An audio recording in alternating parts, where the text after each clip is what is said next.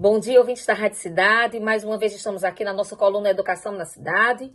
E o nosso objetivo hoje com essa coluna é comemorar. Comemorar o fato de que nós tivemos duas grandes convocações de professores concursados. Nós tivemos no último dia 29, aí fechando o ano de 2023, uma convocação feita pela governadora Raquel Lira de mais de 500 docentes para a rede estadual de ensino. E nós tivemos agora, essa semana, uma convocação de 460 docentes para a rede municipal aqui da cidade de Caruaru. E qual é a importância da convocação desses docentes, né? Não é simplesmente, ou melhor, não é tão somente, nós estamos comemorando o fato de que essas pessoas elas vão conseguir um vínculo público com todas as garantias que um vínculo público coloca. É mais do que isso. Nós estamos falando de um processo de qualidade educacional. Então, quando nós estamos tratando de qualidade educacional, é preciso que nós saibamos que as prefeituras, o governo do estado, realizam dois tipos de situação para a convocação de professores, ou para ocupar a vaga de professor. A primeira delas, e comumente utilizada, é o processo de seleção simplificada.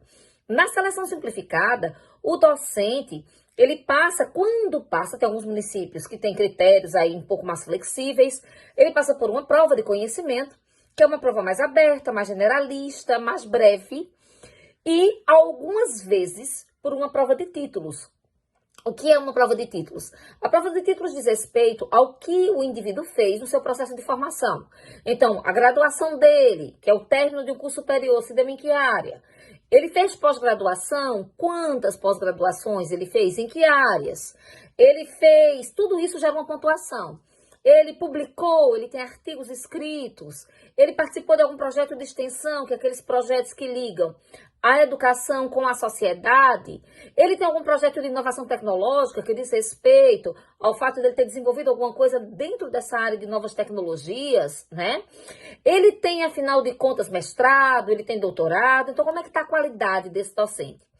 No processo de seleção simplificada, geralmente ele tem um prazo de duração. Ele não dura de eterno.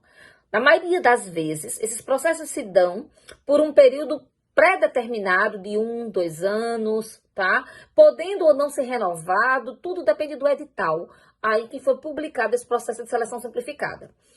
Ele é mais breve, vamos dizer assim, menos rigoroso do que o processo de um concurso público.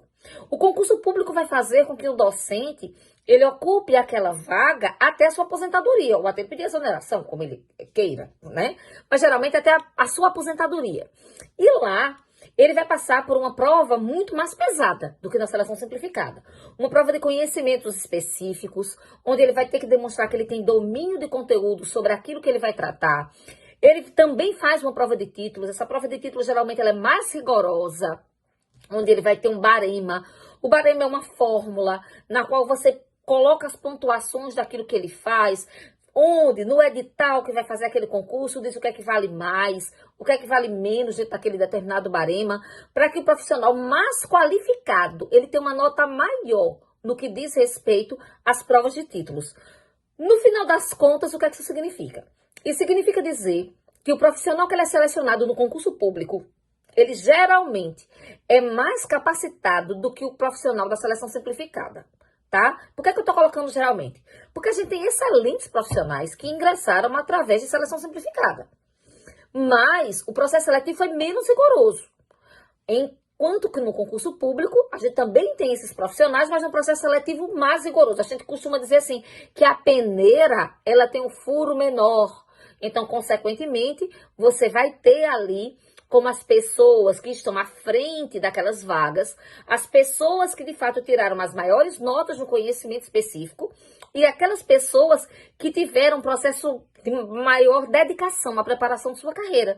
Porque é muito comum acontecer das pessoas terminarem um curso superior e nunca mais fizerem nada da vida, pararem, estagnarem no tempo. Então, muitas vezes, essas pessoas se encontram desatualizadas em relação àquilo que está sendo ministrado. Afinal de contas, o processo educacional ele tem que ser constante. E isso vale para o professor, isso vale para qualquer outra carreira.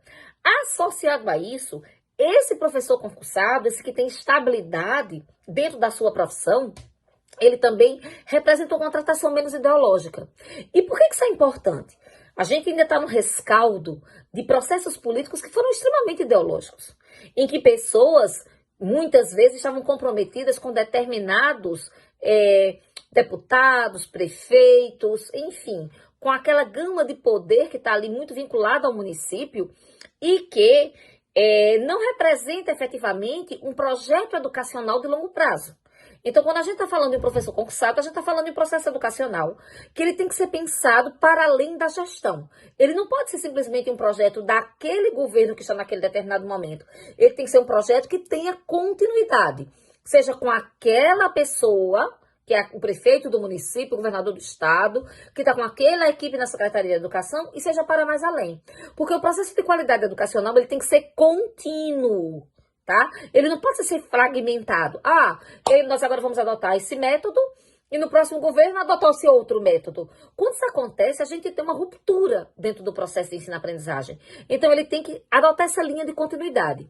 Então, o concurso público e o chamamento desse profissional para essas vagas é um grande ganho para a educação, porque nós estamos falando de profissionais que estão qualificados, que estão ali desvinculados exatamente dessa questão mais ideológica, que passaram por uma peneira muito grande no que diz respeito ao seu processo de contratação e que com certeza trarão mais qualidade ao processo formativo das nossas crianças e adolescentes. Então é isso, no final das contas, que importa, que nós pensarmos em um processo educacional que efetivamente funcione. Então, parabéns aos recém-nomeados, aqueles que irão tomar posse em breve, que irão trazer, todo esse sangue novo, esse entusiasmo para a educação, fazendo com que a nossa educação, de fato, cresça e continue avançando em rumos em que nos trarão grandes benefícios, que são os nossos alunos bem formados. Assim sendo, bom final de semana a todo mundo e que agora, no período de férias, a gente também pense que a educação sempre está conosco em todos os momentos.